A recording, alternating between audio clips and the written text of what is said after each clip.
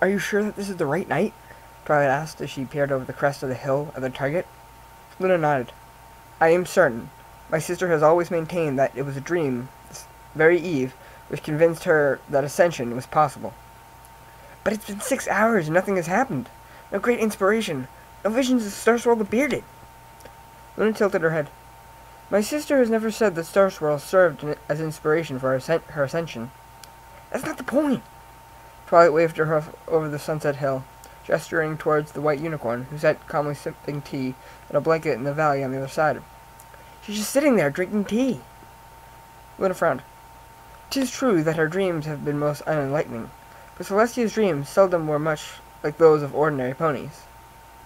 Twilight sighed, and crouching lower on the hill. I just wanted to see what inspired her, she muttered miserably into the grass. You don't think she lied about it, do you? I do not believe so. I remember her waking one morn and claiming she had had a most curious dream.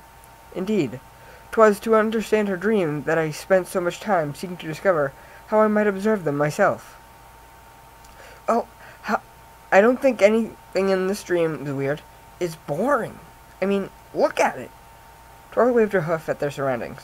A vast rolling plain stretched out in all directions around them, emerald grass gleaming dully as it rippled gently in the breeze.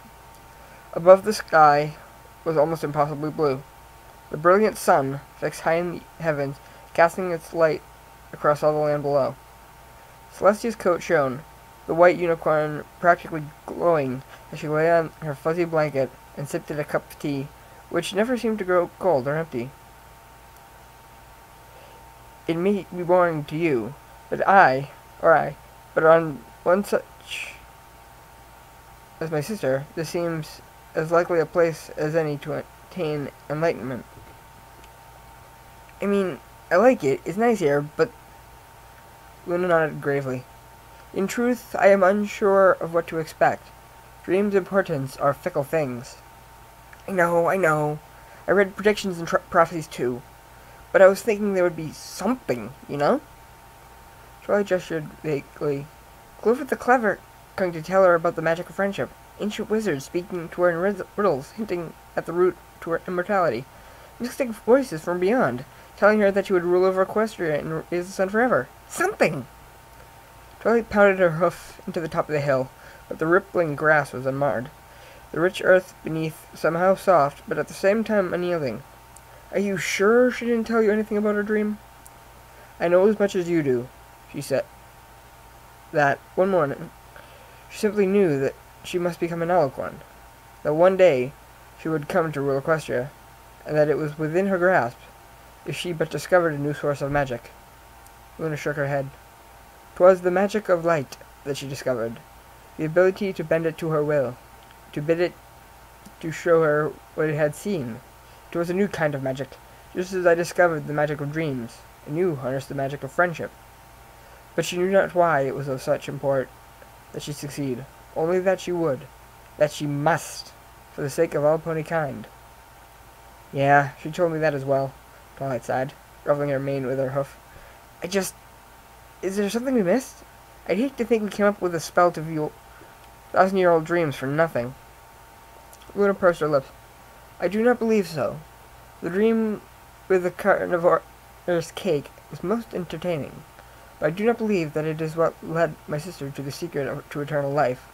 Though, I must admit, my sister's understanding of pastries vastly outstrips mine own. Ugh. Twilight rubbed her face. Well, if that was it, we're probably never going to understand it. Perhaps we need merely wait.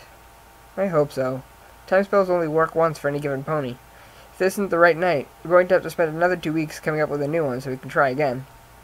Twilight groaned as she flopped on the hillside, burying her face in the slowly swaying grass. Luna raised her hoof. Hold, Twilight. She's doing something. Twilight crawled forward to peer over the hill once more, narrowing her eyes. She's writing. Can you make out what that is? Nay, not from this distance. The white unicorn paused, then set down her quill and ink beside her before lifting her teacup to her lips once more. That's it? Twilight asked, staring.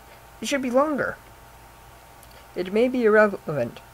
We have some time yet before she wakes. Twilight shook her head. I'm taking a look. Her horn ignited. A small scrap of paper slowly gliding away from Celestia as if caught in a current of wind, only to rapidly zip up to where Luna and Twilight sat. Twilight quickly pulled the page down beside the hillside, holding the paper less than an inch from the tip of her snout, as her eyes quickly flashed across the fresh ink. What does it say? Luna whispered. Twilight's eyes widened in shock. The paper dissolving into mist in front of her as the spell collapsed in on itself, the dream shattering, leaving the two ponies lying on Luna's ground mattress where they had been sleeping. Luna slowly lifted her head from the pillow. I did not know my sister knew to ward her dreams back then. It wasn't a dream ward, Twilight said, trembling as she rose to her hoof. It was ordinary writing. Luna blinked. Are you saying mere words broke your spell? What dire warning could do such a thing? Twilight looked Luna straight in the eye as she spoke. I can hear you. Well then, that was interesting. I think I kind of suspected that it might have had something to do with that. That they're the ones who caused the dream. But, oh, it was interesting. Till next time, this is Alessandro Bruni, and I hope you enjoyed.